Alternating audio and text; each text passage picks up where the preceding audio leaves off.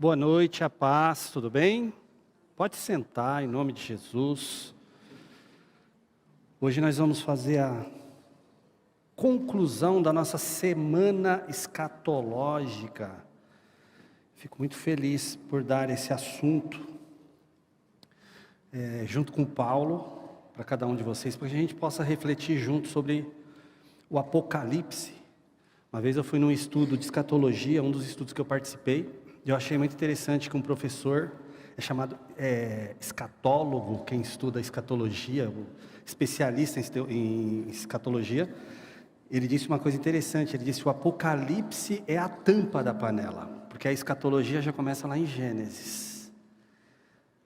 Lá quando Deus fala, domine sobre os animais da terra, os peixes no mar, as aves no céu, ele já está dizendo assim, quando tudo isso estiver dominado, então, aí é o seu limite, aí já não há mais domínio, aí eu venho e mostro que eu que sou o dominador, e o homem já está dominando acima das aves dos céus, ele quer morar até no espaço, quer fazer viagens espaciais, escatologia começou lá, e Deus agora está mostrando que Ele que é soberano da história. Então vamos lá, falar sobre um assunto importante, dentro da escatologia. Então, o Paulo, com certeza, ontem ele terminou a parte de escatologia falando sobre o arrebatamento da igreja, a igreja no céu, não é isso? Hoje eu vou começar um assunto com vocês, que é pesado. A grande tribulação. E depois nós vamos terminar com uma coisa maravilhosa que é a eternidade com Deus. Tem a eternidade sem Deus, mas também tem a eternidade com Deus. Louvado é o nome do Senhor. Então nós vamos aprender essas duas coisas hoje, tá bom? Eu não quero impor medo, mas não tem como não ficar com medo de algumas coisas que eu vou falar aqui. É verdade, não adianta. Toda vez que eu vou estudar escatologia, apesar da esperança que eu sei que nós vamos para a glória, vamos morar lá no céu juntos, eu fico falando de Jesus, que medo, não por mim, de quem vai ficar. Então nós temos a chance de não ficar, glória a Deus. Vamos dar essa chance para as outras pessoas também, pregando o Evangelho, vivendo o Evangelho? Vamos lá? O texto de abertura que o Paulo colocou aqui para nós, que é muito interessante, é o Apocalipse 1:3, né? Que fala, bem-aventurado aquele que lê, e os que ouvem as palavras desta profecia, e guardam as coisas que nela estão escritas, porque o tempo está próximo. Nós já vimos que os sinais estão cumpridos, algumas coisas estão acontecendo, mas apenas para colocar as vírgulas e os pontos finais do que restam. Então vamos lá, entrar um pouco nesse próximo assunto. Gente, olha o que nós vamos falar hoje. Eu só preparei um quadrinho só para fazer vontade primeiro. É o menu, falar igual um francês, né? Do restaurante, fazer biquinho, menu do restaurante. Vamos falar sobre, enquanto a igreja está lá no céu, glória a Deus, na contagem cronológica, 7 anos, aqui embaixo, a igreja está lá na glória, esses 7 anos, o que vai estar acontecendo aqui na terra? A terra estará em grande tribulação, 3 anos e meio de falsa paz, inicialmente, e já eu vou mostrar isso para vocês, como se dará. Depois o anticristo vai quebrar os acordos, no meio de 3 anos e meio, e é interessante, né? 3 anos e meio é assim, um governante, ele assume um poder por 4 anos, mas os 3 anos e meio que ele faz ali, é tentando ser o político ali, os outros 6 meses finais é só para fazer politicagem para ver se ganha na próxima eleição. Então 3 anos e meio ele quebra o acordo, aí ele vai mostrar a que veio 3 anos e meio de tribulação visível, porque antes a tribulação está sendo invisível, ele está só preparando a maldade dele. Nós vamos ver uma besta que sai do mar, é o anticristo, e vamos ver por que é o anticristo. Nós vamos ver o que é o número 666. Júnior, eu não quero, a Motorola já fez um negocinho. Calma, a gente vai ver o que é isso, tá bom? Besta que sai da terra, o falso profeta. Nós vamos ver quem vai ser ele, o que ele vai fazer. Quem não, né? A gente não vai dar o nome do cara, que a gente nem sabe quem é. Mas vamos ver características desse falso profeta e a besta que sai do abismo, que é Satanás. É muita besteira, né, gente? É besteira para todo lado, mas vai ter 3 bestas. Eu lembro que quando saiu aquele carro besta, lembra? Gente, tinha crente que não queria comprar o carro pensando que era o carro da besta. E não é, não tem nada a ver. A besta não vai andar de besta, tá? Nenhuma das bestas vai andar de besta.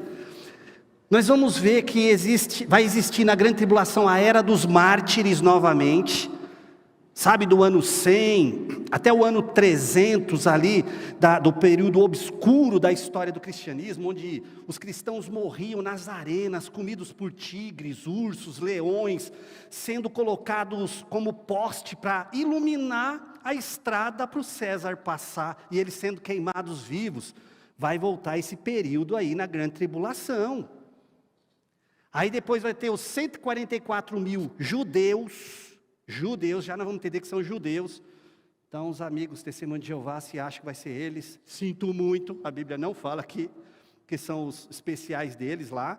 Vamos provar na Bíblia que está falando de judeu, que existirão na época da grande tribulação. Nós vamos ver que vai ser dividido o que Deus vai lançar sobre a terra em 7 selos, ele vai abrir 7 selos, 7 trombetas que os anjos tocarão, e 7 taças que vão ser lançadas sobre a terra. Só catástrofes, já nós vamos entender que catástrofes são essas. Claro que não dá para explicar com detalhes, mas pelo menos dá uma visão, um vislumbre delas, tá bom? E por último, volta visível de Jesus conosco. Lembra, a volta invisível o Paulo explicou ontem. Lembra? Vai, só nós vamos ver, se ele voltar já, enquanto a gente estiver vivo, a terra vai ficar assim, uai, o que aconteceu com esse povo? Você sabia que a Elba Ramalho, há uns anos atrás, ela começou a participar de uma religião, que ela disse assim, ela revelou num determinado canal de televisão que adora lutar contra os cristãos. E ela chegou lá e falou assim, olha, lá eu descobri pelos deuses que falam conosco, que nós estamos chegando numa era nova, onde só as pessoas mais intelectualizadas, mente abertas, vão ficar nessa terra.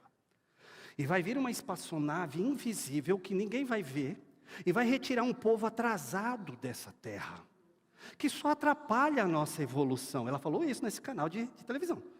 E vai levar eles embora, e aí sim o planeta Terra vai poder se desenvolver, que eles vão ser levados pelos extraterrestres. Isso, fica Elba, fica quem quiser, que eu quero ir, eu quero ser esse atrasado que vou para o céu, e nós vamos nos encontrar lá. O mundo já está sendo preparado para isso, o mundo já está se preparando para a nossa saída, inventando uma desculpinha esfarrapada. Graças a Deus, deixa eles ficarem, a gente vai pregar, quem quiser subir conosco, bora-se embora. Então, volta visível de Jesus conosco e com seus anjos, a gente vai voltar com ele. Já eu vou mostrar essa divisão como vai ser, tá bom? Após 7 anos. Aí depois nós vamos falar de outras coisitas mais, tá bom? Nessa volta. Mas primeiro nós vamos trabalhar essa questão aqui. Topa fazer esse ciclo aqui comigo? Então vamos lá, espero que você esteja com sua Bíblia aberta. Eu trouxe aqui, irmãos, a Almeida Revista e Corrigida. Aquela que tem aquela versão tu vens, tu vais. Sabe, aquela mais antiga mesmo assim? Por quê? Porque existem várias formas de traduzir a Bíblia. Essa Almeida Revista e Corrigida não é que é a mais correta, tá? Ela eu uso quando eu preciso pegar o texto como ele está, palavra por palavra. Existem várias formas de traduzir as escrituras, palavra por palavra, ideias por ideias, ou pensamentos por pensamentos, doutrina por doutrina.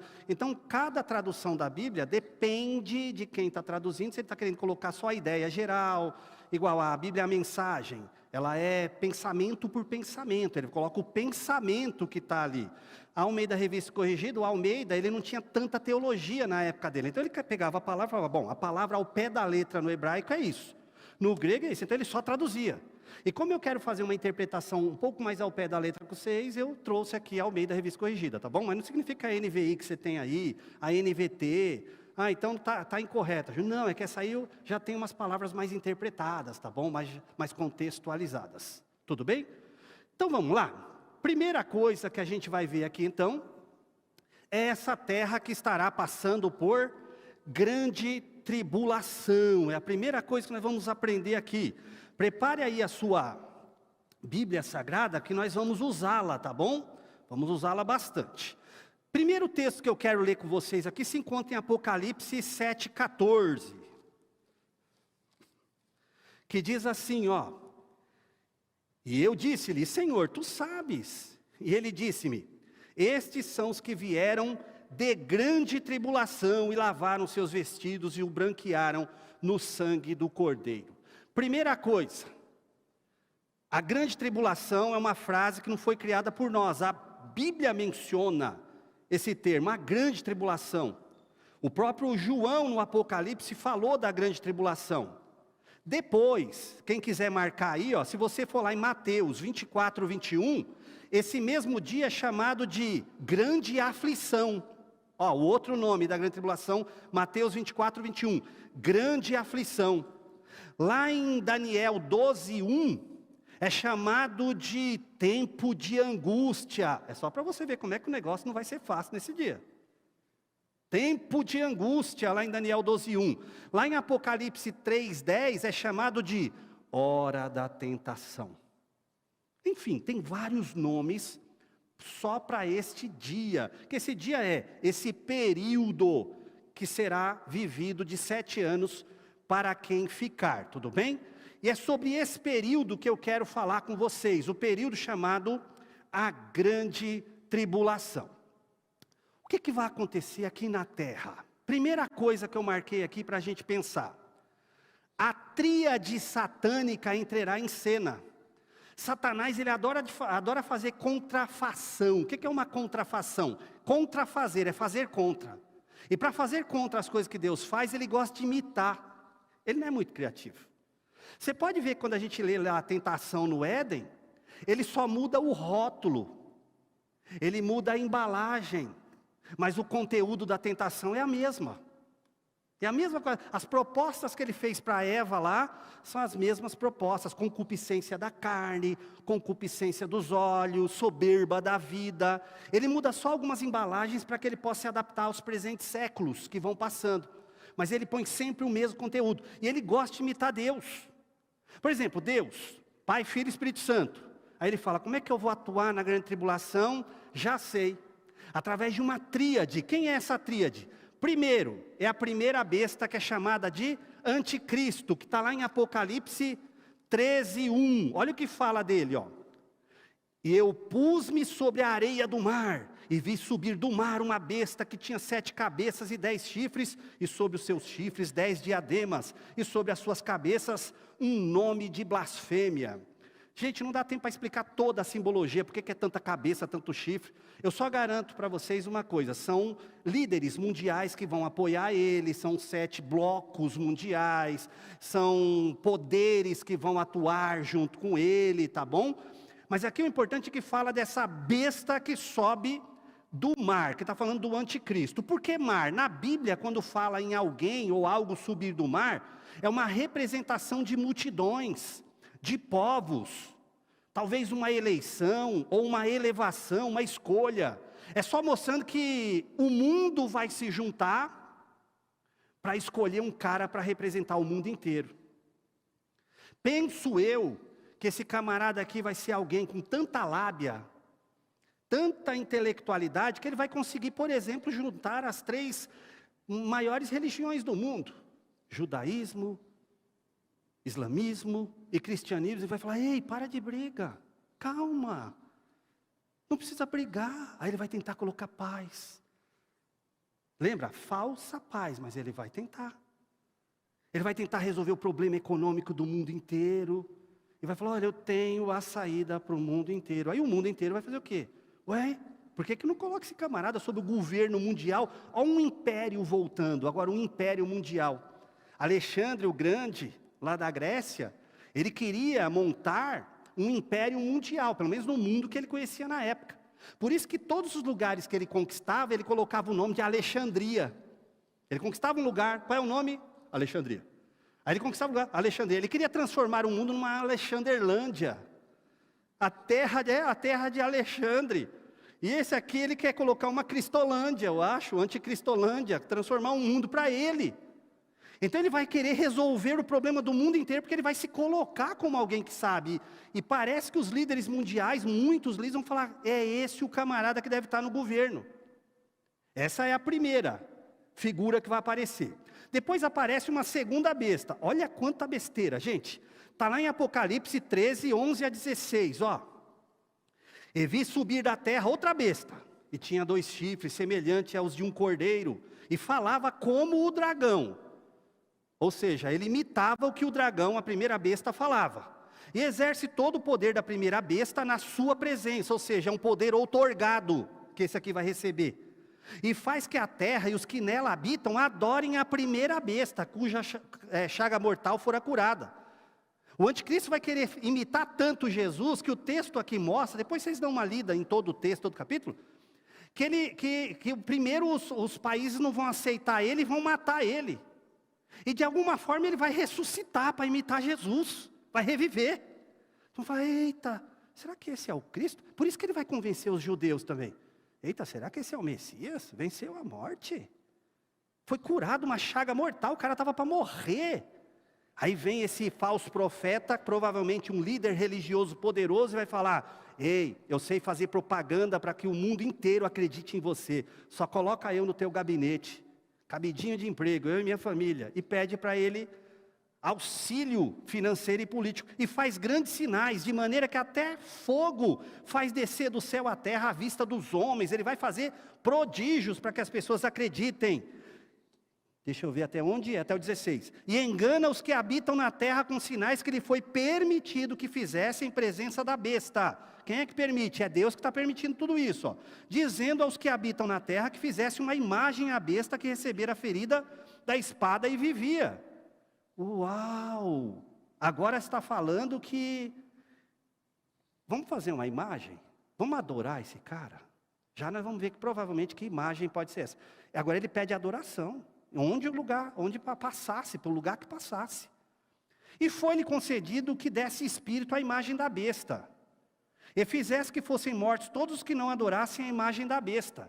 Na época de Roma, quem não se prostrasse diante de um poste com um chapeuzinho que representava, um outro objeto que representava o César, e não se prostrasse dizendo assim, Caesar in Kyrios, em grego é César é o Senhor, mas esse Kyrios é Senhor Deus.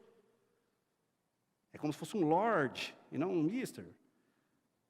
Aí se não se prostrasse e não oferecesse alguma coisa em sacrifício, era preso e quem sabe morto.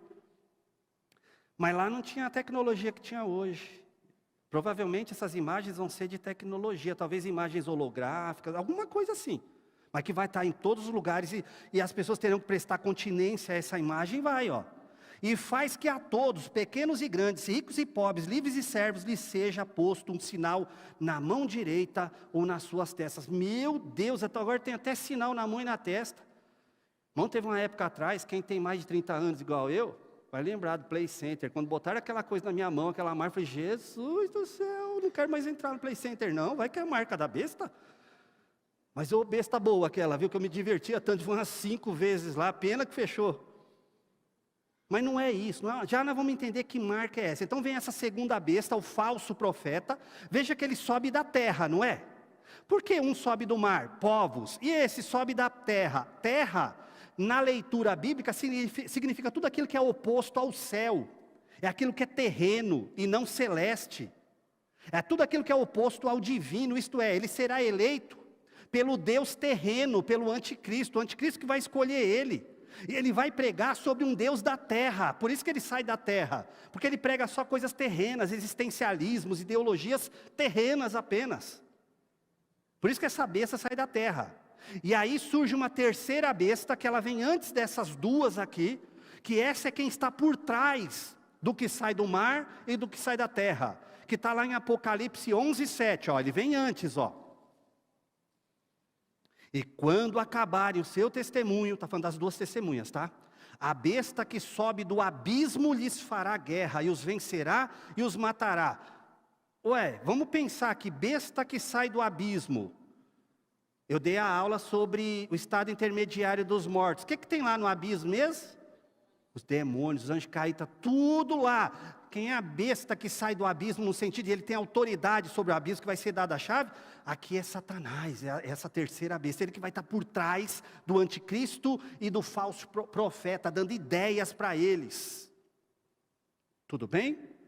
Júnior, para com isso, pelo amor de Deus, irmão, você não precisa passar. A gente não precisa passar por isso. Que isso nos traga responsabilidade, para que a gente possa pregar o evangelho a toda criatura que a gente encontrar na nossa frente. Criaturas conscientes, tá bom, irmão? Não pregue para cachorro, ele não vai aceitar Jesus. Perguntinha básica: haverá salvação na grande tribulação? Sim, haverá. Quem vai ser salvo na grande tribulação? Primeiro lugar, os mártires. Hoje, o evangelho está sendo ofertado de uma maneira tão gostosa, prega-se o evangelho. Algumas igrejas ainda falam, você decide por Cristo? Mas não foi Cristo que decidiu pela pessoa, mas tudo bem, não importa. Hoje a pessoa pode servir a Cristo, alguns países são proibido o evangelho, outros têm o evangelho livre, pelo menos mais ou menos livre, né? Que no Brasil está quase proibido ser cristão e falar que a Bíblia diz que não, mas tudo bem. Lá não, lá vai ser um período, já nós vamos ver que período é esse, depois dos 3 anos e meio iniciais, que vai ser assim, é para negar. Não nego. Ih, camarada, então você não come, você não bebe, é perigoso ser preso e ainda ser morto. E com atrocidades, com sofrimento, para que sirva de modelo para os outros, para que eles saibam que servir esse tal de Cristo aí não está com nada não. Então vai ter salvação? Vai, mas vai precisar ser mártir. Martiria no grego é aquele que testemunha com a própria vida, mas é com o próprio sangue, vai ter que dar sangue. Não é que a morte vai salvar a pessoa, porque o que salva a pessoa é a morte de Jesus no Calvário. Mas é porque para servir a Cristo é um risco de vida, será um risco de vida na grande tribulação. Quem mais vai ser salvo na grande tribulação? Os 144 mil israelitas, já nós vamos ver no texto de Apocalipse quem serão eles. Deus vai escolher 144 mil. Por que Deus dá número? Por que Ele não faz igual que Ele faz assim, tantos como a areia do mar, tantos quanto a estrela do céu? Porque os judeus estão acostumados com um Deus mais preciso. É 7 voltas em torno de Jericó. Tá, 7. Eles são bem assim, específicos em Deus dar um número exato para eles. Então se Deus chega na grande tribulação e fala, é um montão, eles falam, ixi, esse aí não é o Javé, o Jeová do Antigo Testamento não, porque o Jeová do Antigo Testamento dá números exatos. Então Deus dá um número exato aqui para mostrar assim, eu sou o mesmo, tá? Aquele do Antigo Testamento que fala em tantos dias, em tantas semanas, são tantas pessoas, então são 144 mil, que eles vão ser os representantes dos judeus como evangelistas, porque é mais fácil evangelizar um judeu feito por um outro judeu. Então Deus pega esses 144 mil, e deles que vai sair as 2 testemunhas que vão pregar, vão ser os líderes, provavelmente o sacerdote do ano e o sacerdote auxiliar, que era do ano anterior, que eles sempre revezam, que vai ajudar esses 144 mil na grande tribulação. E ainda os judeus que vão aceitando Cristo na grande tribulação também. Então vai haver salvação? Vai, mas vai ser um risco de vida aceitar Jesus e servir a Jesus na grande tribulação. Tudo bem? Então, vai ter salvação? Vai. Mas eu prefiro ir logo agora. Quero ficar não, irmão. Vamos embora. Vamos fazer um acordo entre nós? Vamos servir a Cristo com total dedicação, valorizando o que Jesus fez por nós. Não é que nossa obra vai nos salvar. É porque a gente está provando que a gente é salvo. Fazendo a vontade dEle. Vamos fazer uns detalhes da grande tribulação agora? Lá em Apocalipse 5, depois você dá uma lida, eu vou ler só a epígrafe do texto, tá bom? E o iniciozinho, ó. O livro selado com 7 selos, somente o Cordeiro é digno de abri-lo. Aí começa assim, ó. E vi na destra do que estava sentado sobre o trono um livro escrito por dentro e por fora. Ou seja, estava escrito nas 2 laudas. Selado com 7 selos. Era um costume de quando um imperador, algum líder, escrevia uma carta, só podia ser lido por outro líder, ele pegava uma cera lá, quente, colocava e pegava o anel dele, pá, selava, não toque. Porque só quem pode abrir é aquele camarada a quem ele endereçou. Olha aqui, ó. O João viu esse livro, escrito por dentro e por fora, e tinha 7 selos, 7 número da perfeição. E vi um anjo forte bradando com grande voz: quem é digno de abrir o livro e de desatar os seus selos? Ou seja, olha, quem colocou o selo é muito importante, que foi Deus. Só alguém tão importante quanto Deus pode abrir, ou seja, só o próprio Deus. E ninguém no céu, nem na terra, nem debaixo da terra podia abrir o livro, nem olhar para ele, porque todo mundo olhava e falava: meu Deus, e agora como é que a gente vai abrir esse livro? E eu chorava muito, e eu também choraria muito. Porque ninguém for achado digno de abrir o livro, nem de o ler, nem de olhar para ele. Olha que lindo. E disse-me um dos anciãos: não chores. Eis aqui o leão da tribo de Judá, a raiz de Davi, que venceu para abrir o livro e desatar os 7 selos. Olha que lindo, vem um dos anciãos e fala: calma, o leão da tribo de Judá, ele tem essa autoridade. Aí eu fico imaginando a cara de João, chorando, depois fala: ele está aqui? Tá. Olha lá para ele, quando ele vira, ele pensa que vai ver um leão, né? Tipo em Nárnia lá, né? Vai ver o leão, né? E olhei, e eis que estava no meio do trono e dos 4 animais viventes, e entre os anciãos um cordeiro, como havendo sido morto, e tinha 7 pontas e 7 olhos. Ué, o leão é um cordeiro. Querendo dizer, sim, ele é poderoso, ele tem autoridade, mas ele também sacrificou-se por cada um de nós. Ele não veio para nos assustar, para nos maltratar, para nos mastigar. Ele é diferente de qualquer divindade mentirosa que andaram ensinando por aí, porque a maioria dos deuses que andam ensinando por aí, ele exige sacrifício dos seus súditos. O nosso Deus é o único Deus que ele fala: não, vocês não conseguem sacrificar por mim. Eu vou oferecer o perfeito sacrifício. E ele se sacrificou lá na cruz, lá no Calvário. Conta para mim onde você encontra um Deus tão maravilhoso, que é leão e também é cordeiro como esse. E é aqui quando começa a abrir os selos, é que começa a acontecer as coisas. E é aí onde eu quero entrar com você, em cada um dos selos, depois trombetas, terminar com as taças. Bora! Vamos lá. O primeiro selo está em Apocalipse 6, 1 e 2, que diz assim, ó: e havendo o cordeiro aberto um dos selos, olhei e vi um dos 4 animais que dizia como em voz de trovão: vem e vê. E olhei, e eis um cavalo branco, e o que estava sentado sobre ele tinha um arco, e foi-lhe dado uma coroa, e saiu vitorioso e para vencer. Quando abre-se esse selo, ele vê um cavalo branco. Esse cavalo branco tem um cavaleiro em cima, é claro, não era o cavalo que estava com arco, tá, irmão? O cavaleiro estava lá em cima dele, e esse cavaleiro tinha um arco na mão e uma coroa sobre a cabeça. E fala que ele saiu vencendo e para vencer. Aqui, irmãos, tem alguns que se confundem, pensam que o cavaleiro do Apocalipse 6 é Jesus, mas não é. Porque não pode, Jesus está abrindo o selo e ele já está montando o cavalo e saindo. Não, ele está abrindo os selos. Esse cavaleiro do cavalo branco, aqui de Apocalipse, Jesus é do cavalo branco lá de Apocalipse 19, tá bom? Depois você vai lá no capítulo 19, verso 11, lá é Jesus. Esse daqui está falando que vai ser o anticristo. Pode ver que ele está com um cavalo, símbolo de força, símbolo de poder. Ele vai vir com força e poder. Ele tem um arco, é a arma de um caçador que busca suas presas, fica à espreita. Jesus não fica buscando as presas à espreita. Por isso que ele tem um arco, e ele tem uma coroa, porque mostra a autoridade política, o reinado dele. Por isso que fala, ele veio vencendo a fome, os problemas econômicos, as guerras, e veio para vencer. Quando fala que veio para vencer, é só mostrando assim, Deus permitiu que ele vencesse. Não é porque ele é todo poderoso, ele não tem todo o poder. Cavalo branco aqui está significando a falsa paz inicial. Lembra dos 3 anos e meio do início da grande tribulação? É esse cavaleiro do cavalo branco aqui mostrando assim, vamos fazer paz, gente, é só paz, chega. E vai inventar uma paz falsa. Claro que os judeus inicialmente vão acreditar.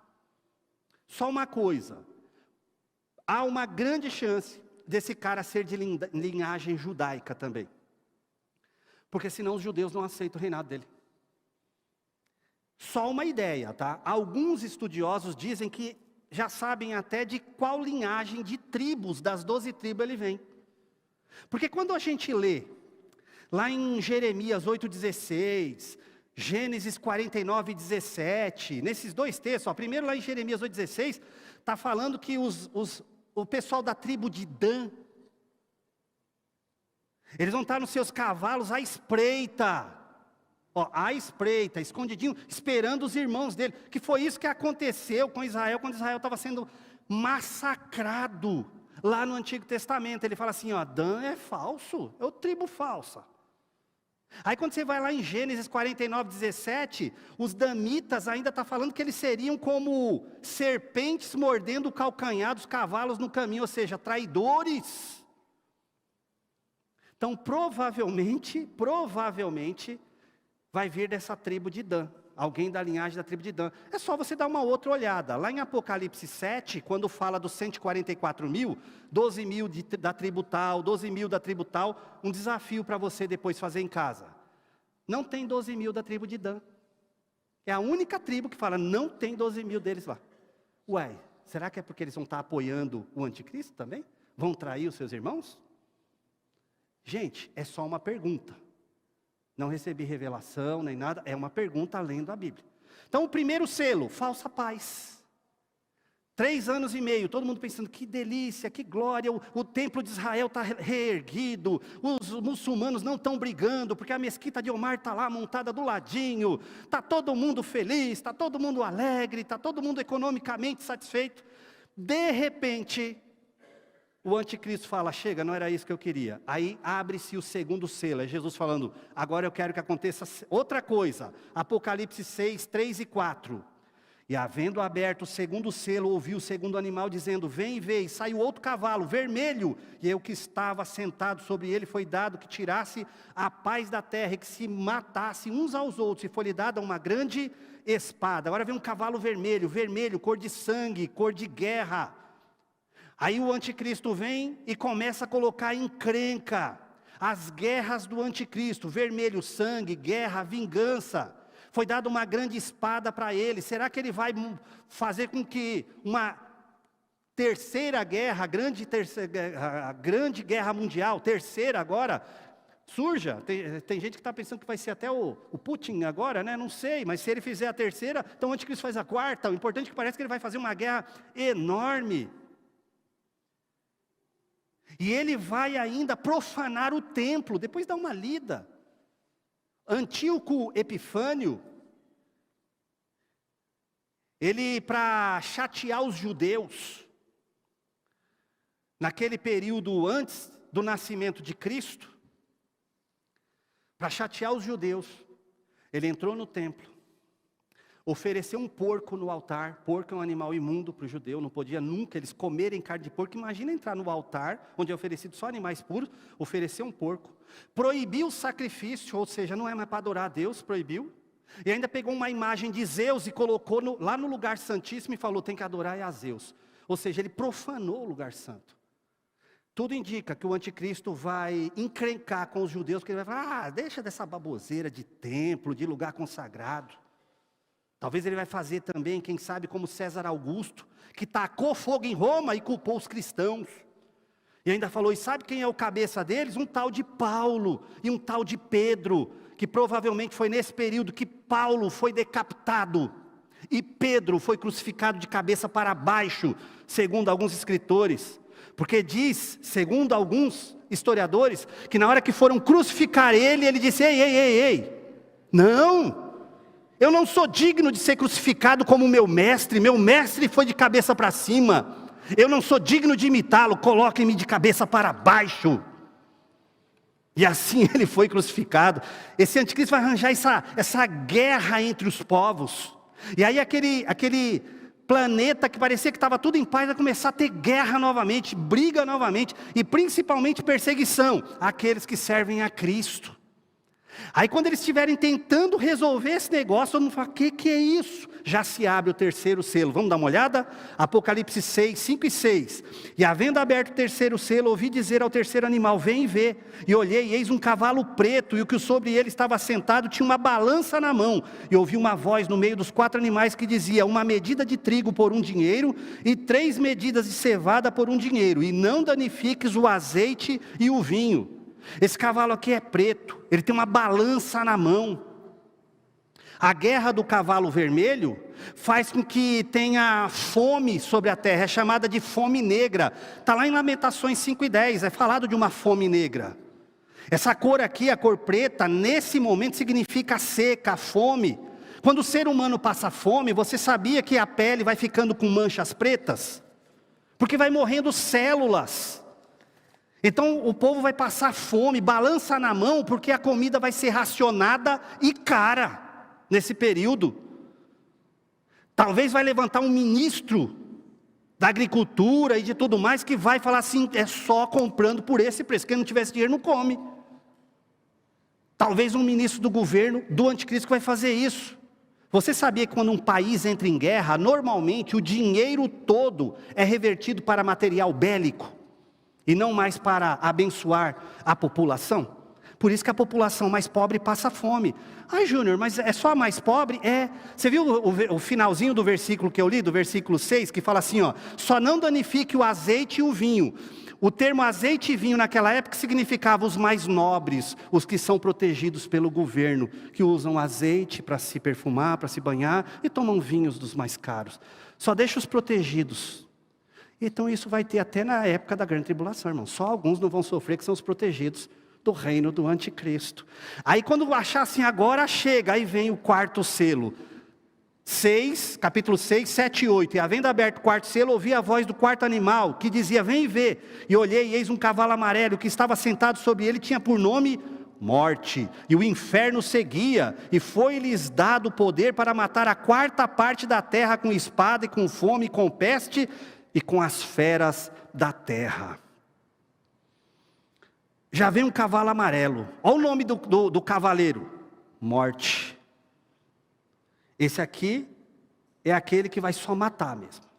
É o período onde vai falar assim, chega, sentença, morte. Em todos os países, morte. Está contra o governo, morte.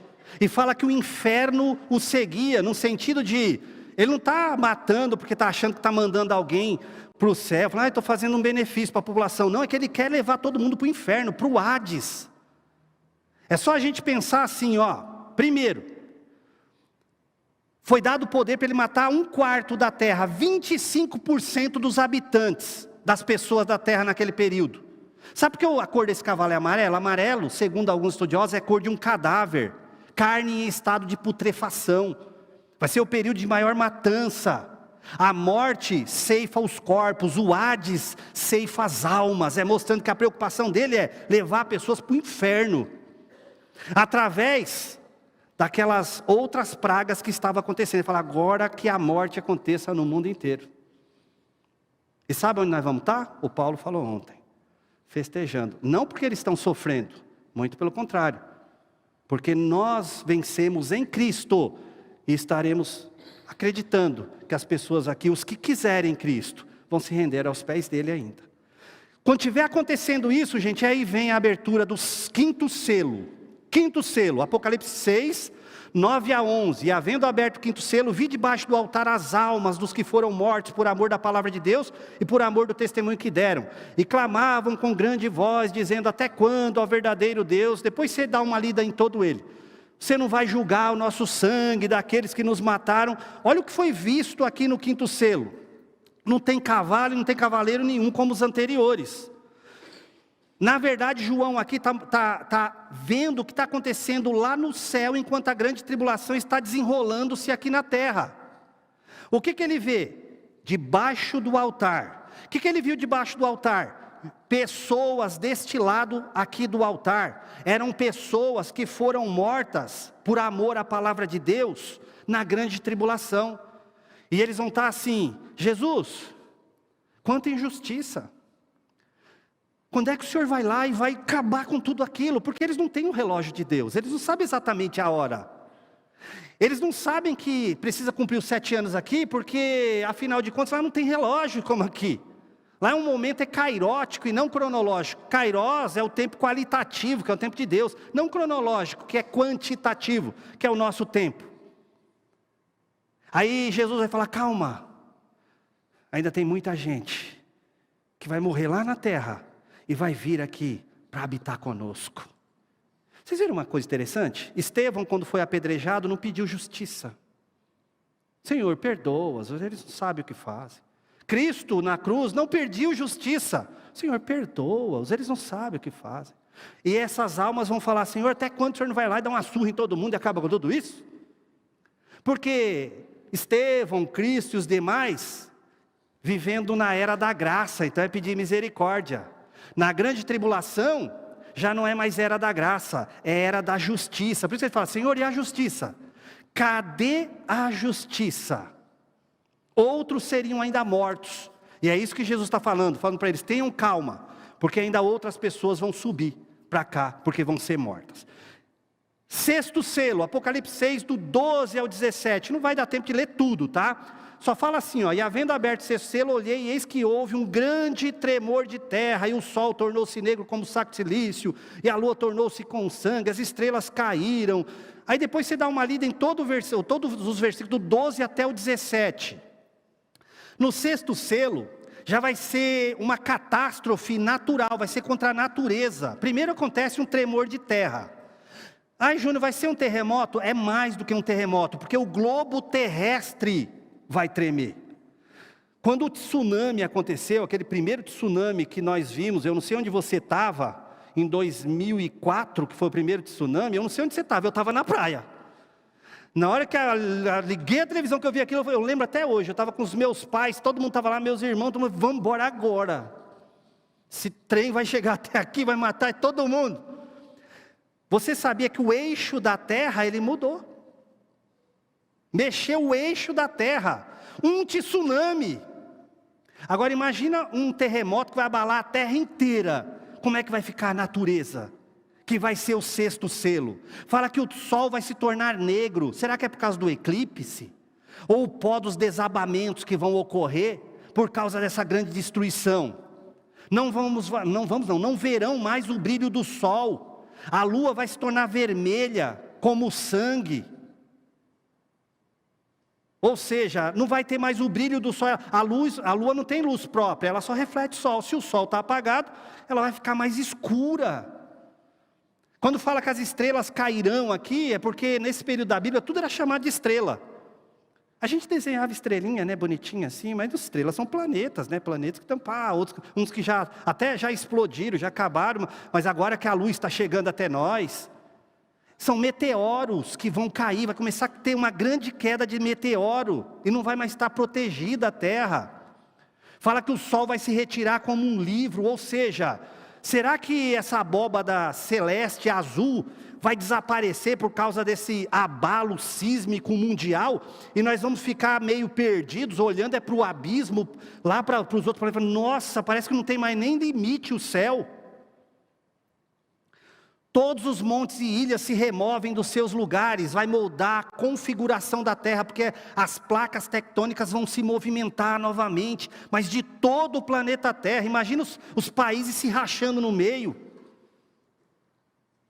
É interessante, irmão, que quem mais vai sofrer nisso aqui serão os reis, os grandes, os ricos, os tribunos e os poderosos. Até então, nessas daqui todos vão sofrer. Principalmente o grupo desinteressado em Deus vai começar a sofrer, falar, rapaz, antes a gente estava até protegido, antes o azeite e o vinho estavam sendo protegidos, agora é todo mundo.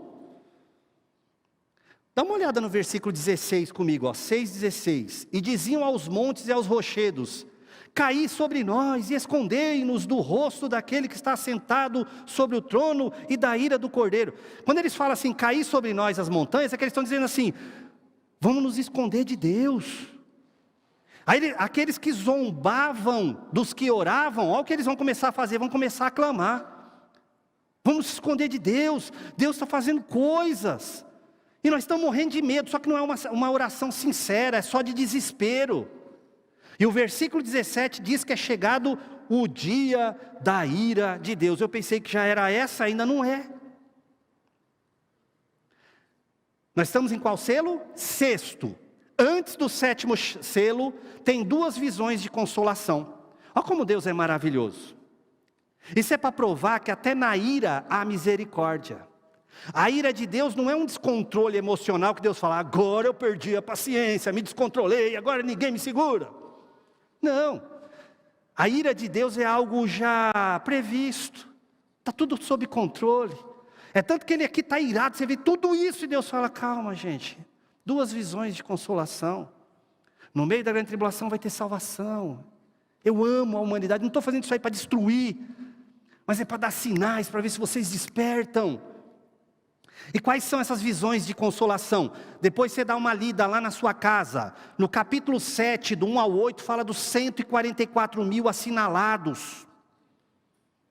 Quando fala que eles vão ser marcados, marcados com o Evangelho. Eles vão aceitar a Jesus Cristo. E sabe o que eles vão fazer?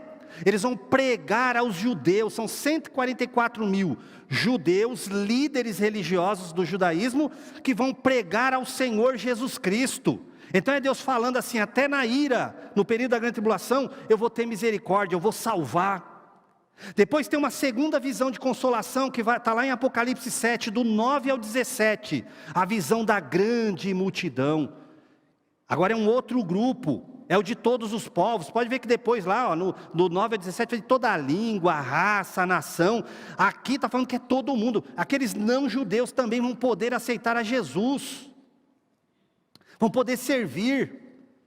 São aqueles que estarão na grande tribulação, mas vão falar, eu quero Jesus, mesmo na grande tribulação.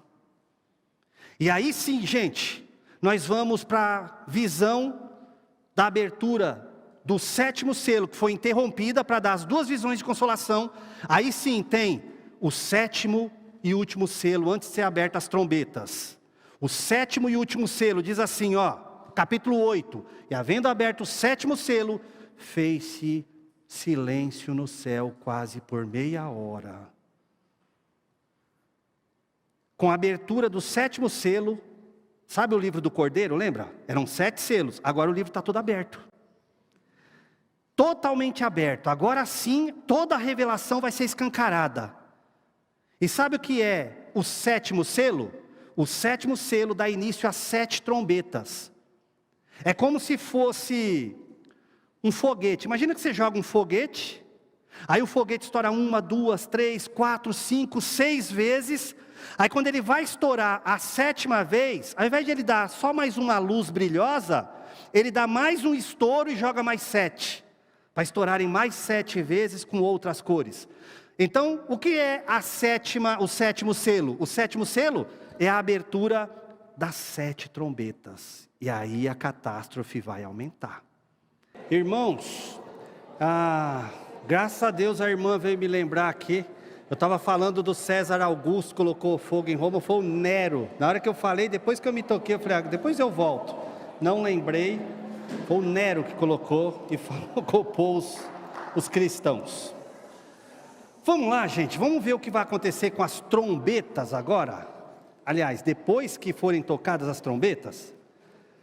Lembra que no capítulo 8 nós começamos a ler, fala que houve um silêncio no céu por quase meia hora, não é? Quase 30 minutos.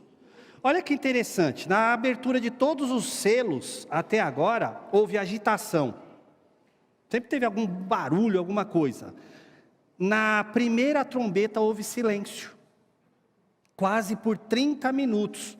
Como se fosse esperando o pavio queimar até a bomba. É como se fosse assim, é melhor agora ficar em silêncio que o negócio vai ficar feio nessa terra. Eu pensei que já estava feio. Não, ainda não. Todo mundo fez um grande silêncio, os anjos. Nós vamos fazer um silêncio lá no céu também, porque as trombetas serão tocadas. E o que vai acontecer? Aí depois eu gostaria que você lesse depois verso 2 em diante, tá bom? É do 8, do 1 ao 6. Depois você dá uma lida, que vai aparecer um anjo com orações, dos versos 3 ao 6, por exemplo. Vamos perceber uma coisa aqui, ó. Esses anjos aqui que apareceram aqui, no capítulo 8, versos 3 a 5, eles não vieram aqui buscar oração aqui na terra, tá, irmãos? Tem hino por aí, tem gente falando, o anjo veio, recolheu oração. Anjo não recolhe oração, irmão. Eu sinto muito. Romanos 8, 26 e 27 fala que é o Espírito de Deus que intercede por nós com gemidos inexprimíveis. Não é anjo não, tá bom? Esse é o Espírito Santo. Aqui está falando que eles pegaram as orações que já estavam lá no altar, no incensário, juntou com mais a fumaça que Deus colocou, que é mais o juízo de Deus, pega a taça e derrama sobre a terra, que é como falando assim: agora os pedidos de justiça vão ser atendidos. Eles derramam sobre a terra, eles não estão levando. Aí você fala: Júnior, eu estava pensando que quando eu estava orando vinha um anjo. Não, é melhor do que um anjo. O Espírito Santo de Deus em pessoa está interpretando o que você está falando. Sabe aquela hora que até você não consegue falar nada quando você está orando? Sabe que não sai nem, você só geme. Vai chorando, geme e chora. O Espírito Santo sabe interpretar cada lágrima que cai do seu olho, cada gemido. O anjo não saberia, mas o Espírito Santo fala: eu sei o que você está passando. Não é melhor do que anjo até? Então aqui, eles vão derramar sobre a terra, tá bom? Aqui se cumprirá literalmente, então, Mateus 5,6. Bem-aventurados os sedentos de justiça. Então os 7 anjos das 7 trombetas vão se preparar para começar a tocar a sua trombeta. Aí começa, primeira trombeta, capítulo 8, verso 7. E o primeiro anjo tocou a sua trombeta, e houve saraiva e fogo misturado com sangue, e foram lançados na terra, que foi queimada na sua terça parte. Queimou-se a terça parte das árvores, e toda a erva verde foi queimada. Saraiva, pedra de gelo caídas do céu. Fogo misturado com sangue. Provavelmente o sangue vai ser pelo fato dessas saraivas serem grandes o suficiente para machucar pessoas, talvez. O fogo será pelos acidentes, por causa desses fenômenos, provavelmente coisas pegando fogo, destruição. Quem sabe também os raios, relâmpagos, aumentando ainda mais, que vão destruir as coisas, tacar fogo nas florestas. A gente só sabe que 33% da terra, 1/3 vai pegar fogo. 1/3 das árvores, das ervas verdes. É bem parecido com aquelas pragas que foram lançadas lá no Egito, você reparou? É bem parecido, só que aqui a diferença é que é sobre toda a terra, e lá era só sobre o Egito.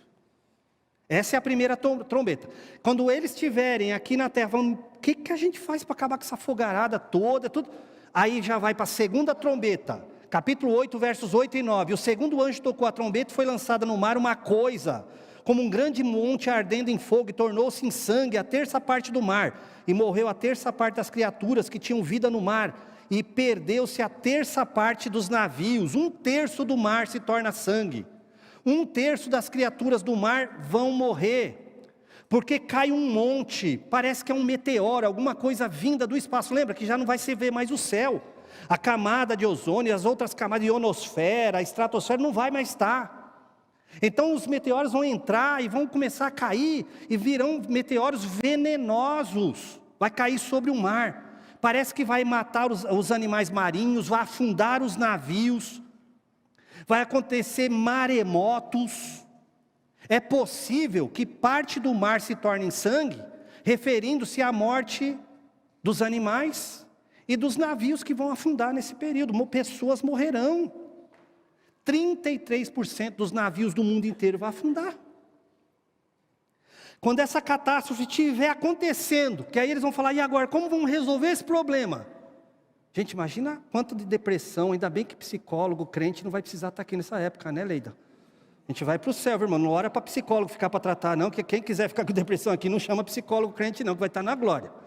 Eu e a Leida, a Cris, nós vamos tudo subir.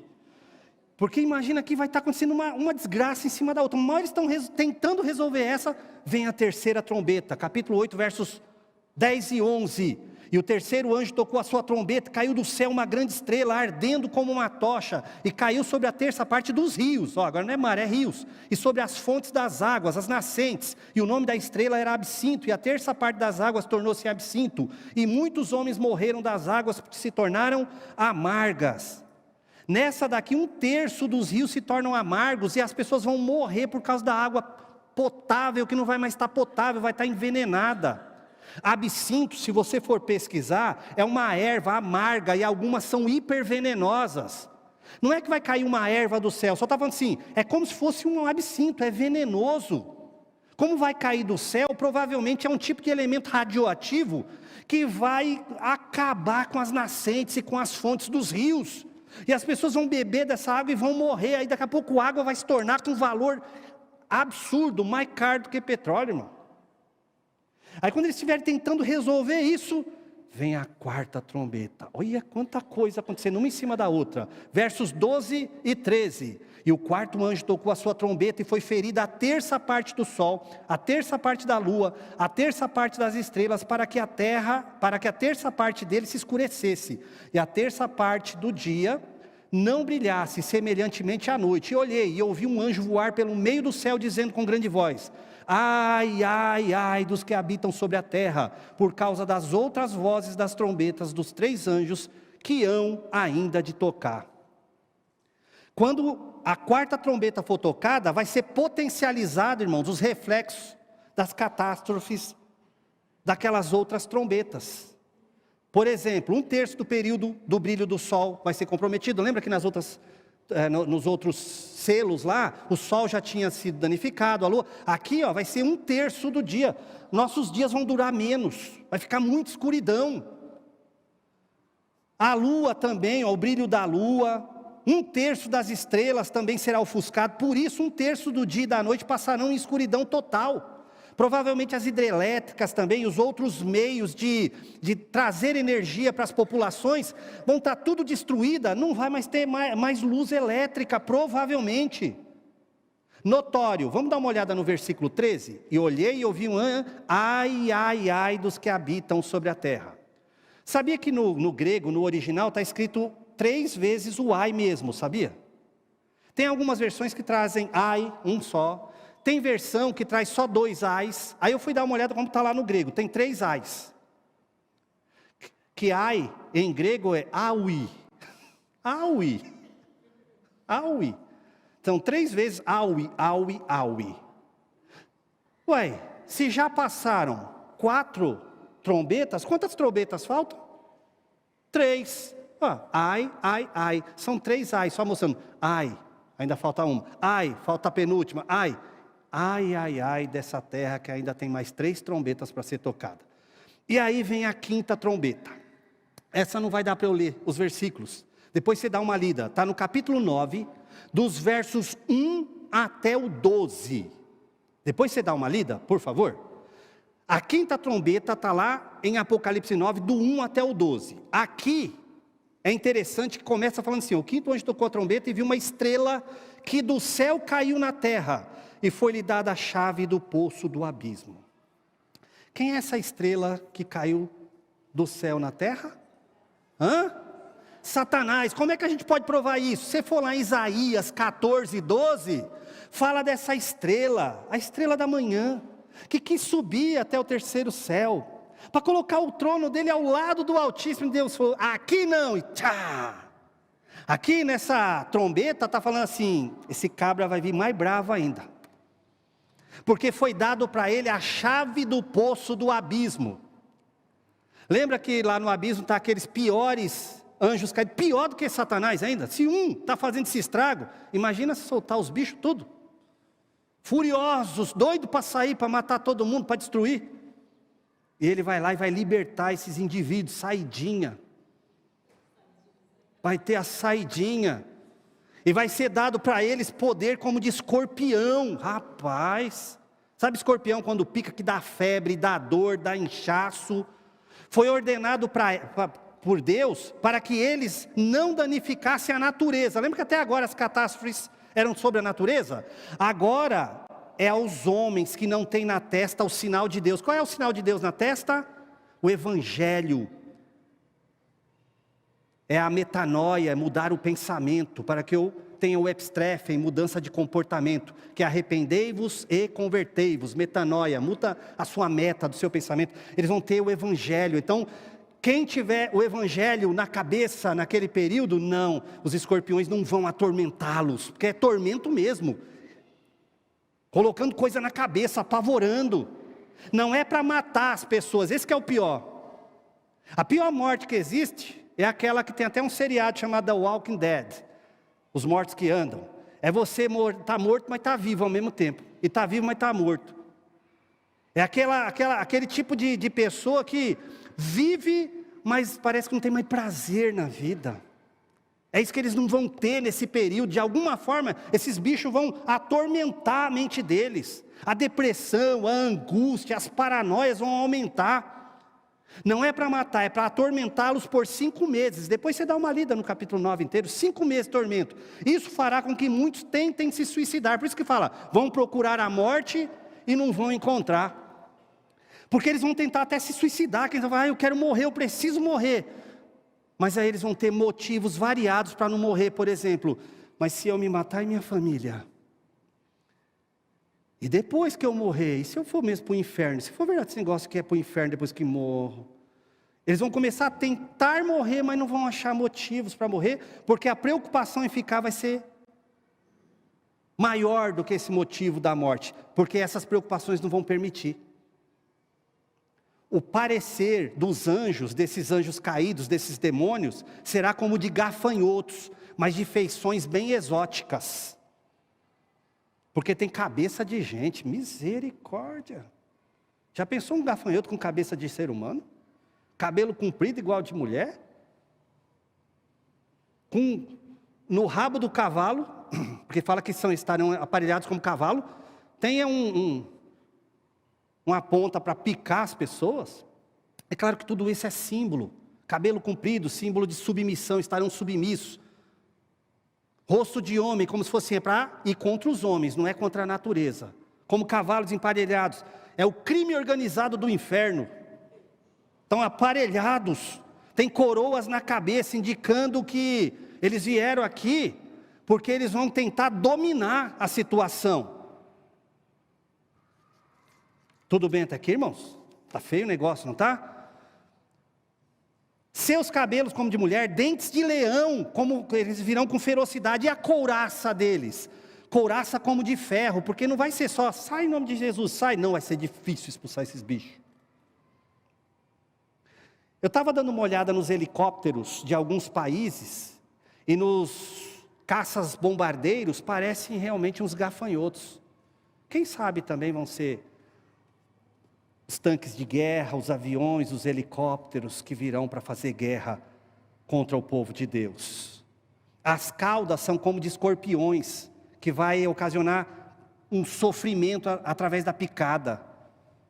Por que é na cauda? Porque vai enganar as pessoas com falsas promessas. São querubins infernais que vão vir atormentar a população. E sabe quem é o rei deles? Está lá no capítulo 9, do 1 ao 16. O anjo do abismo. Quem é o anjo do abismo? Satanás.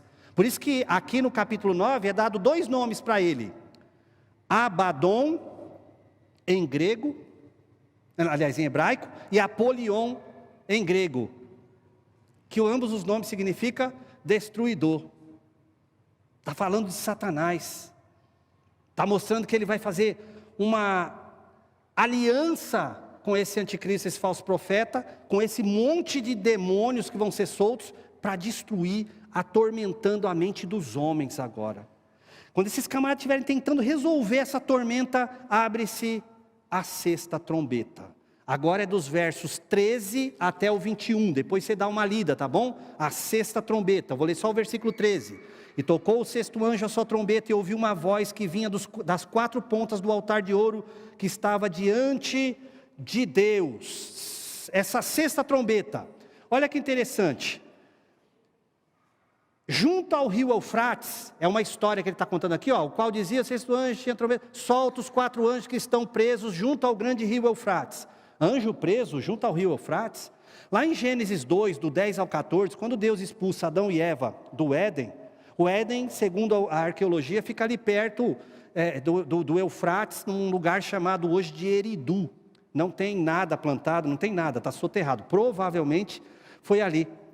E é interessante que Deus coloca querubins para tomar conta e espada flamejante.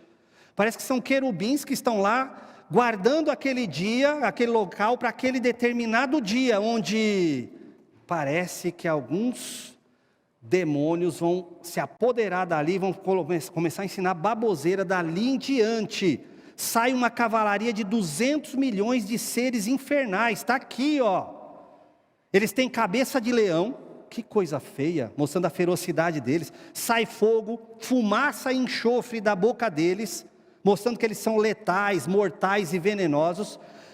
Vai ser morta a terça parte, 30% da humanidade, com provações, guerras, dificuldades. Gente, faz uma conta hoje rápida, se 30% hoje da população morresse, mais de 7 bilhões de habitantes nós temos no planeta, 30% fosse embora, 3 vezes 7, 21. Fumaça, religiões de sacrifício, guerras, doenças, queimas públicas de pessoas como na Roma antiga. Olha como ele vai matar pessoas. É indescritível essa sexta trombeta. O poder dos cavalos, por exemplo, a força deles, está na boca, fala. São as palavras de indução. Está na cauda, como algumas cobras que hipnotizam a vítima através do chocalho, vai hipnotizar as pessoas, e também tem poder na cabeça que danificam, porque vai ensinar heresia, idolatria, filosofias bem formuladas nesse período, para que as pessoas acreditem que a culpa é de Deus, para as pessoas acreditarem que a culpa é daqueles que servem a Deus. Veja se nós já não estamos sofrendo o princípio das dores hoje. Tem gente que está com depressão de tal grupo, que é minoria, do outro, é porque os cristãos não aceitam, porque os cristãos falam não. É tudo culpa dos cristãos agora? O cristão que está deixando o mundo deprimido? Será? Ou será que nós estamos pregando há sim uma saída, há uma porta. A porta é Cristo. Então haverá um pequeno intervalo. Lembra que Deus sempre dá um intervalo entre a sexta e a sétima trombeta, para ele mostrar duas visões de consolação. Para mostrar o quê? Que na ira há misericórdia. Que aí ele mostra, capítulo 10, versículos 1 até 11, o anjo e o livrinho. Lembra que aparece um anjo vestido de nuvem, que significa as tempestades da ira de Deus. Ele tem um arco celeste sobre a cabeça, que simboliza a aliança de Deus com o homem, mostrando a misericórdia de Deus, a fidelidade de Deus, que o arco celeste é aquele arco que Deus colocou lá na época de Noé, lembra? Para fazer uma aliança. O rosto desse anjo é como o sol, demonstrando que ele veio para mostrar a justiça de Deus. Os pés como colunas de fogo, mostrando que calma, que tem mais provação à humanidade. E é engraçado que os pés desse anjo tocarão no mar e na terra, significando que Deus tem posse da terra e do mar. Eu vim para mostrar que Deus é soberano sobre todos esses lugares. E Ele tem na mão um livrinho. Agora é um livrinho, não é mais os 7 selos. Os 7 selos já está aberto. Agora é um livrinho aberto. O que tinha nesse livrinho? O resto das revelações. Mostrando que Deus está no controle. Era para mostrar para João. Em tudo isso, Deus não perdeu o controle. E o interessante é que ele fala assim, ele dá um clamor com grande voz, os trovões vão falar, os 7 trovões são os 7 anjos, como se fosse amém. E ele chega lá e fala assim, João, come o livro. Comer significa ler, entender, mais do que aprender é apreender, que é colocar aquilo na prática. E o João fala assim, quando eu comi o livro, na boca era doce, rapaz, que livrinho doce. Mas quando descia para o estômago, amargou meu estômago. Sabe o que isso significou? Conhecer o futuro. Nossa, que bom, eu já sei o que vai acontecer no futuro. Aí quando você olha tudo, você fala, eita, coitado do povo que vai sofrer isso. E não é isso que nós estamos passando aqui. Porque ao mesmo tempo que você fala, que maravilha, Júnior, o Apocalipse fala tudo isso. Mas quando você lembra... E os que vão ficar, dá um amargor no estômago, você fala, meu Deus, eu preciso evangelizar, e esse povo precisa parar de ser tão cabeça dura, ele servir a Cristo. Aí ele dá mais uma visão das duas testemunhas. Quem são essas duas testemunhas? Será que são Elias, Moisés? Será que é Enoque, Elias? Não, gente, porque lá em Hebreus 9:7 está dito que ao homem é permitido morrer uma vez só, vem depois disso o juízo. Quem são essas duas testemunhas? Quando você lê lá em Zacarias 4, depois faça isso na sua casa, Zacarias fala das duas oliveiras, lá na época dele. As duas oliveiras são sempre representantes judeus na época em que Israel está sofrendo muito, que são líderes sacerdotais que vêm para mostrar para o povo, ei, acorda, desperta. Que são os 2 candelabros, são 2 pessoas que darão testemunho no meio do judeu, para falar assim, ei, acorda, Deus está pedindo restauração. Então a gente não sabe quem vai ser, a gente só sabe que vai ser 2 judeus, provavelmente saídos dos 144 mil, para pregar o evangelho. Eles vão ser os 2 maiores representantes dos judeus naquele período. Só que vão matar ele. Depois você dá uma lida lá no capítulo 11. Aqui já está no capítulo 11, do 1 ao 14. Vão matar as 2 testemunhas. Só que olha como Deus é poderoso. O anticristo vai falar: mata esses caras que eles estão pregando muito. Está acabando com minhas ideias. Aí vão colocar eles em praça pública como troféu para falar assim: quem fizer a mesma coisa, quem ficar pregando esse Cristo aí, vou matar também e colocar em praça pública. Só que depois de 3 dias e meio, Apocalipse 11 fala, Deus vai ressuscitar eles. E quando acordarem, cadê os 2? Eles foram assunto ao céu, para Deus mostrar: foi isso que eu fiz com o povo que saiu antes deles. Eu tenho o poder de arrebatar um povo, arrebatei 2. Eu tenho poder e controle sobre a história. Aí você pensa: aí todo mundo vai se render aos pés de Cristo. Pior que não vão. Mesmo assim o povo não vai acreditar. Haverá aqui um terremoto também, depois você dá uma lida, que vai destruir 1/3 da cidade, 1/10, aliás, de Jerusalém, e vão morrer 7.000 pessoas nos desabamentos. Até aqui, enfim, alguns vão glorificar a Deus, e aí vão começar a falar: eu acho que esse negócio de Deus é verdade. Alguns vão começar a entender, porque começa a acontecer catástrofes terríveis. Aí vem a 7ª e última trombeta para entrar nos selos finais. Vamos lá? 7ª trombeta, capítulo 11, versos 15 a 19. Depois você dá uma olhadinha, tá bom?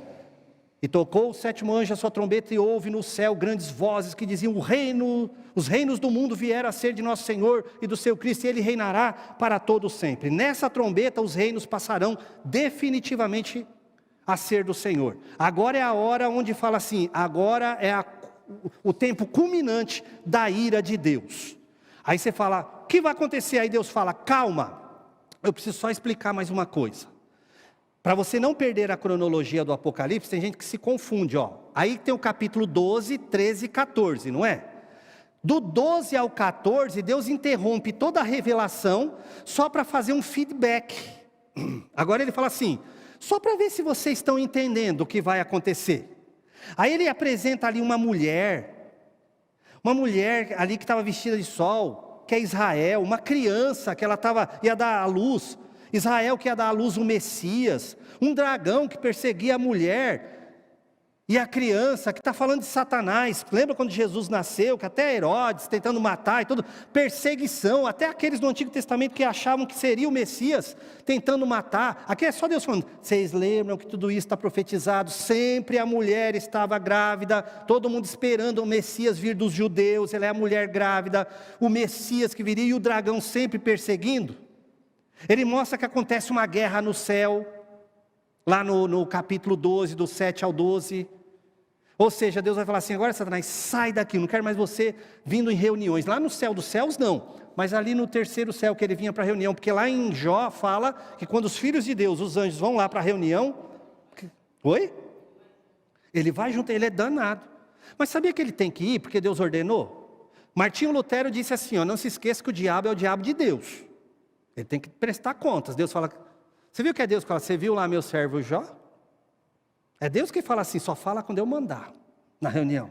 Eu vi, mas também você fica protegendo ele. Tá bom, toca. Só não toca aqui. Então nesse dia aqui Deus vai falar: agora sai, eu não quero mais você na reunião.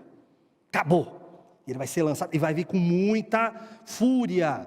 Aqui tem alguns detalhes do anticristo no capítulo 13, do 1 ao 10, que ele é a besta que subiu do mar. Lembra que nós já falamos? Vemos também aqui o falso profeta dos versos 11 ao 18, lembra? A besta que subiu da terra, que nós já explicamos, lembra? O falso profeta também vai ter esse domínio aqui, só dá explicação. E fala do número 666, só para eu ir para 7 taças, para a gente fechar e ir para a eternidade. 666, 3 números 6. O número 6, na tipologia bíblica, significa número de homem. O homem foi feito no 6º dia.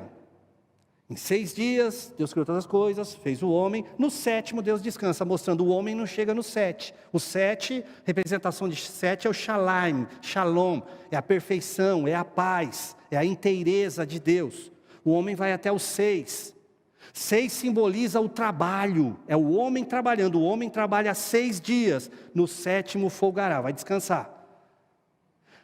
Você viu que a marca da besta é 666? Ai, Júnior, o que vai ser? Eu não vou deixar colocar chip. Gente, para começar, ninguém vai pegar a marca da besta sem querer, tá? Não é pandemia de Covid. Ai, sem querer eu peguei Covid. Aí sem querer você acorda, colocaram a marca da besta, eu não vi. Não é assim. É por escolha. Provavelmente, tem gente que fala assim, será que é uma marca literal? Ou será quando você mexe no mouse, ó, a marca na mão, e a imagem está refletindo na testa? Ou será que lá em Jeremias fala, maldito o homem que confia no homem. É o homem que confia no homem. Que faz do seu braço a sua força. Que fala que vai ser colocado no punho, no braço direito. Será que está falando sobre o existencialismo?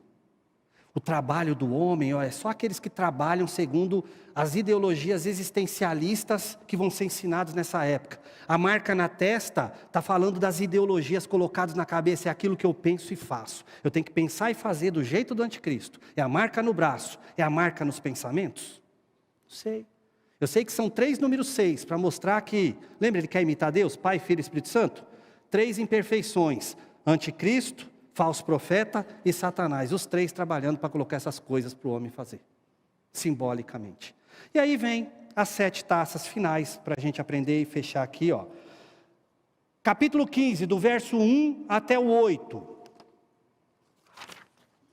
Primeira coisa que a gente vê aqui na primeira taça, chaga má e maligna sobre os seres humanos, só os que têm o sinal da besta. Agora Deus fala assim, agora essa doença é só para aqueles que adoram a besta. Está lá no versículo 2 do Apocalipse 15. É só para os adoradores da besta. Chaga má e maligna. Agora Deus está falando, agora eu quero destruir os adoradores de Satanás. Aí mal estará acontecendo isso, vem lá no versículo 3, a segunda taça. O mar se torna em sangue como morto. Matar a vida marinha deixando fétido, ou seja, de novo vai atacar o mar para parar o comércio. Lembra? Só quem vai comercializar é quem tem a marca, então vai acabar com o comércio. Terceira taça, rios e fontes são também contaminados. É que antes era local, agora está se tornando mundial, e quem vai sofrer são os adoradores da besta. Não vai ter mais água potável para ser bebida normalmente. Quarta taça, é sobre o sol. Ele vai ficar tão quente, diz lá nos versos 8 e 9, que as pessoas não vão poder andar na rua sem estar protegida. Se hoje você acha que está quente, imagina naquela época. Versos 10 e 11, fala da quinta taça. Essa daqui vai ser lançada diretamente sobre o trono do anticristo. Fala que vai até se morder a língua de tanto sofrimento. E o interessante é que agora até o anticristo vai falar, gente, eu não sei mais o que fazer. Agora até eu estou perdido, eu não sei mais proteger vocês, eu não consigo nem me proteger. Mas sabe uma coisa interessante, quando você dá uma olhada nesses textos aqui do capítulo 15? E as pessoas não vão reconhecer a Deus. Sexta taça, está lá no versículo 12, vai sobre o rio Eufrates. Sabe o que isso significa? Lá em Isaías 11:15 fala que o rio Eufrates é a proteção que Deus tem para Israel, para os povos do Oriente não virem invadir a terra de Israel. Ele vai secar, vai abrir caminho. É Deus falando assim, agora eu vou deixar acontecer a batalha chamada do Armagedon. É Armagedon que fala, tá? Porque eles não têm G no grego. Eles têm o gama. O gama só tem som de gutural, tá bom? Então acontece o Armagedon. E aí ele lança 3 espíritos imundos, dos versos 13 ao 16, que são demônios que vão encher a cabeça dos líderes da terra para lutarem contra o povo de Deus. E aí vem a última taça, que é a 7ª taça, lançada no ar. Aqui é como Deus falando, está consumado, está feito. A terra agora é do Senhor. Aí você vai ler capítulo 17, que fala sobre a Babilônia mística ou espiritual. Sabe o que é a Babilônia mística e espiritual, quando você estiver lendo o capítulo 17? São as religiões falsas da época que vão estar apoiando o anticristo. É Deus mostrando, cadê essas religiões que não puderam proteger e nem colocar consolação no coração das pessoas? Aí cai a Babilônia mística, a espiritual, que é a Babilônia religiosa. Aí quando você vai lá para o capítulo 18, você vê a queda final da Babilônia, que agora é a parte física, vamos dizer assim, provavelmente vai ter alguma igreja, alguma religião que vai estar localizada num determinado local, que vai ser ecumênica, que vai achar que todos os caminhos levam a Deus, que aí vai ser destruída, até o local dessa religião vai ser destruído. Júnior, que religião é essa? Não sei, irmão, não vou citar nome. Então você fala, mas é o catolicismo? Gente, eu não sei, tem muito protestante aí que está entrando em umas bagaceiras pior do que catolicismo e outras coisas. Faz umas coisas tão terríveis que você fala assim, a gente reclama dos outros, mas está aqui, cheio de coisinha também, né? Ah, eu não adoro imagem, mas às vezes adoro uma imagem viva, e fica lá, e o cara está lá, cheio de pecado, e eu estou lá, torcendo por ele, né? É muita besteira, né? Então, aí vem essa queda final da Babilônia, que Deus fala assim, sai povo meu, sai, porque o negócio vai ficar feio. E aí eu vou para o outro slide, eu acho que eu travei, não travei? Aí, obrigado. Que é o segundo slide. Agora nós vamos falar sobre essa última parte, que é a volta, a segunda parte, que é a volta de Jesus Cristo, tá bom? Glória visível. Deixa eu virar mais um. Isso, segunda parte da volta de Jesus Cristo, está aqui. Eu quero esse daqui, ó. Gente, lembra que a primeira vinda de Jesus é chamada encarnação, foi quando ele nasceu aqui. É a primeira vinda. A segunda vinda de Cristo é dividida em parte A e B. A segunda vinda é arrebatamento da igreja, que é invisível, e vinda em glória visível, que é essa no final da grande tribulação, tudo bem? Então, uma vinda visível, glória visível do Senhor Jesus, que é essa que eu quero fechar com vocês no último slide, por favor. Isso, glória visível. Vamos fechar aqui? Não vai dar tempo de eu ler tudo, tá bom? O que vai acontecer na glória visível? Primeiro ele vai defender Israel no Monte das Oliveiras, tá bom? Israel vai estar cercado, lembra? O rio Eufrates seca, os povos vêm, vai tentar matar os israelitas e os que defendem os israelitas. Aí lá em Zacarias mesmo fala que nesse momento aqui, Zacarias 14, depois você dá uma lida, eles vão estar lá no vale de Josafá, é chamado, né? O Meguido, né? Ali. E o povo de Israel lá não tem saída. Os grandes líderes de guerra mundiais já disseram que aquele é o melhor lugar para se fazer guerra, porque é plano, tem montanha de um lado, montanha do outro e montanha no fundo. É uma rua sem saída. Até Hitler uma vez ele disse assim, lugar bom para cercar um povo, e com o meu exército atrás, porque eles não têm para onde sair. E lá em Zacarias 14 fala que o Messias vai pisar assim, ó, no Monte das Oliveiras, tá, e vai fender. Porque o povo vai estar sem saída. Fala, agora nós não temos mais como lutar. O monte fende. E o texto fala que o povo vai passar entre as pernas dele. E Jesus lá, só lá, ó, vem, é comigo que vocês vão lutar agora. E o mundo inteiro, é com ele? Aí eu fiquei pensando, por que ele vai fazer isso? Um pastor de ovelhas de Israel, quando a ovelha estava fugindo do lobo, e ele sabia que tinha lobo no meio das ovelhas, ele colocava o pé de um lado assim, ó, da cerca, e encostava isso aqui do outro lado, ia passando ovelha por ovelha, ele só contando, ó, com a vara, tá, tá. Quando ele batia em uma que fazia clim, isso é um lobo, é um cachorro, ele fechava a perna, torcia, ó, dava uma surra e botava o bicho para fora. Então Jesus vai ser como o pastor, com a perna aberta, falando, vem ovelhas, passem, quando o lobo chegar perto, deixa comigo. Aí ele vai fazer uma guerra, aí sim a guerra vai ser boa. E sabe o que nós vamos estar fazendo? Torcendo por Jesus Cristo. Ele falou, é isso mesmo, Jesus. Vamos logo viver o momento mais maravilhoso, que é a eternidade. E aí nós vamos virar aqui, olhar para cá só para ver. Julgamento das nações vivas, que é aquela parte lá de Mateus 25, quando fala que vai ser 24, que vai separar bodes de ovelhas.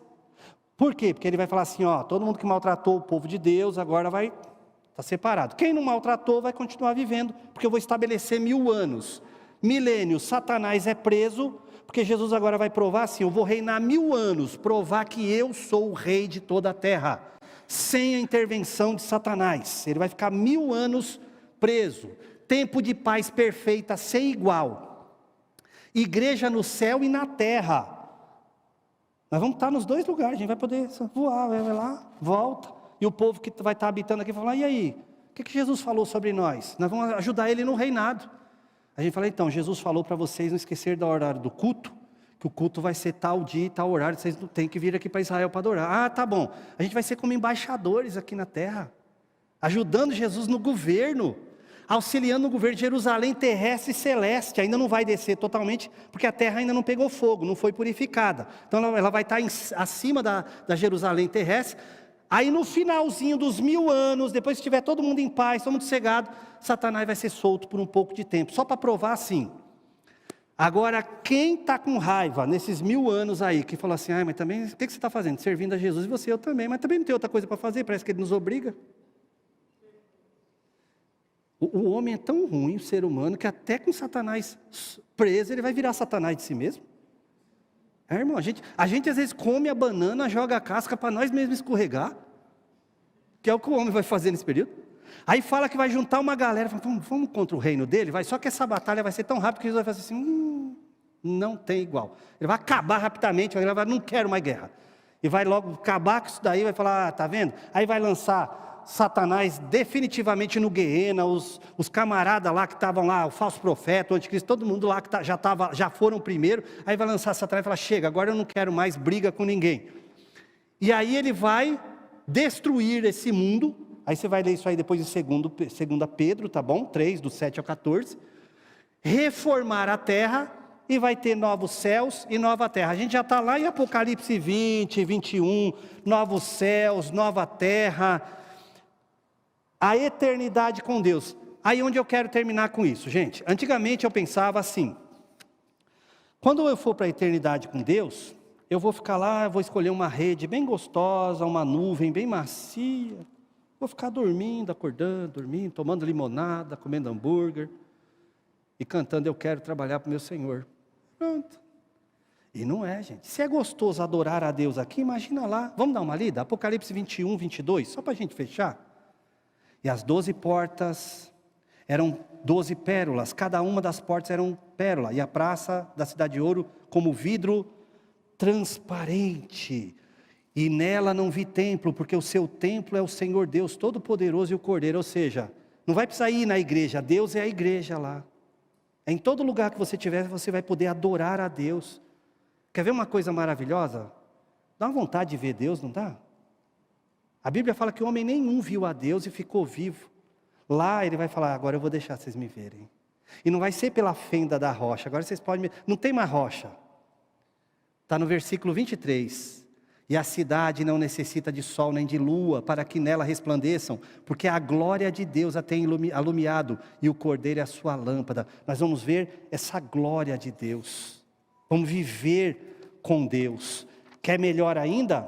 Não haverá mais morte, não vai ter mais sofrimento lá. Capítulo 22, verso 2, no meio da sua praça e de uma e da outra banda do rio estava a árvore da vida, que produz 12 frutos, dando seu fruto de mês em mês, e as folhas da árvore são para a saúde das nações. Nós vamos poder tomar remedinho de Deus para viver para sempre.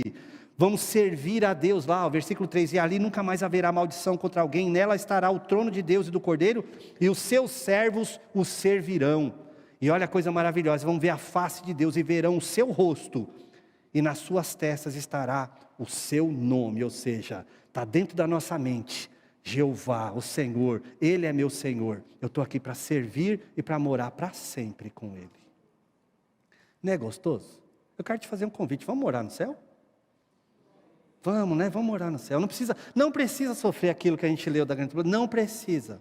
Prega o evangelho para os seus parentes, para os seus amigos, fale de Jesus, mostre para as pessoas que breve Jesus voltará, e Ele tem uma porta aberta naquele grande dia, porque nós não estamos aqui para sofrer a grande tribulação, a gente está para ir antes dela, amém? Pode virar o último, só para ver se tem mais alguma coisa? Não, né? Tem? A conclusão. Essa conclusão aí é só para mostrar algumas coisas. As Escrituras Sagradas apresentam um só sistema de verdade, não importa o que dizem as várias escolas de interpretação, suas interpretações podem até variar, estar equivocada, então não importa que se eu sou pré, sou mid, sou pós-tribulacionista, o importante é saber que Jesus voltará. Nem a Bíblia se presta a dar apoio a qualquer sistema de interpretação. As opiniões humanas têm valor enquanto estiverem em conformidade com a Bíblia, ou seja, sempre que alguém for ensinar escatologia para vocês, que façam o que nós fizemos aqui, é que não deu tempo. Vai acontecer assim. Mostra na Bíblia. Mostra, aponta o versículo onde está escrito. Entendeu? Porque é a Bíblia que tem que apoiar. O importante é ter certeza de que Jesus breve vem. E eu quero terminar com uma frase do pastor Valdir Nunes Bícego, que ele tem um livro de escatologia. Ele já é falecido, mas tem um livro de escatologia e ele fala assim no livro dele: no céu teremos 3 grandes surpresas. A primeira, aquela pessoa que você imaginava que não estaria lá, cuidado, ela pode estar. Então cuidado, você está com inimizade com alguém, vai lá pedir perdão, porque pode ser que vocês tenham que morar junto no céu. Segunda surpresa, aquele que você achava, fulano, como você? Aquele era um santo de Deus. Ai, cadê ele? Não veio. Onde está? Está no inferno. Logo ele, logo ela. Segunda surpresa. E a terceira, maior surpresa, eu estou aqui, que delícia, que gostoso para viver para sempre com o Senhor. Vamos viver as 3 surpresas juntos, lá na glória. Que Deus abençoe sua vida, em nome de Jesus.